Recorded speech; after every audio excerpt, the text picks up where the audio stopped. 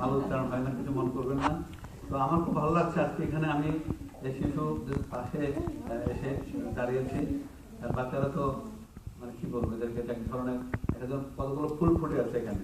এরা আগামী ভবিষ্যতে নাগরিক হবে, বাংলাদেশের গৌরব বই আমরা আশা করি। তো আজকে বাংলা স্কুলটা আবার শুরু হচ্ছে, জেনে আমার খুব ভালো লাগছে। এর আগে যিনি ওপেনিং করেছিলেন আমাদের প্রিয় ভাবি, তাকে শুভেচ্ছা জানাই, মনোহরা ভূঁইয়া ম্যাডামকে, ভালো কাজ শুরু করে দিয়ে গেছেন।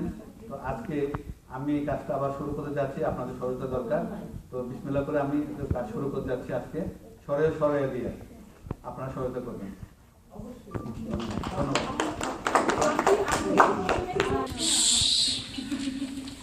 সবাইকে শুভেচ্ছা।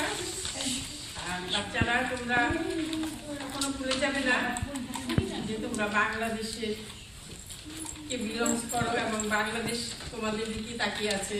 বিদেশের মাটিতে তোমরা বাংলাদেশকে তুলে ধরবা, সেজন্য তোমাদের প্রথম মাতৃভাষাটা জানলে তোমরা বাংলাদেশ সম্পর্কে অনেক কিছু জানতে পারবা, বাংলাদেশে বই পড়তে পারবা, বাংলাদেশের যে এখন তো আইপ্যাডের মাধ্যমে সব কিছু করা যায়, একদম সবকিছু মানে টিপ দিলেই চলে আসে বাংলাদেশের সব কিছু, নাটক থেকে শুরু করে বই, কালচারাল সব কিছু চলে আসে।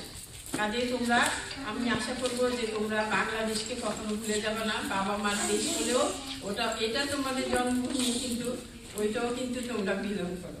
ঠিক আছে?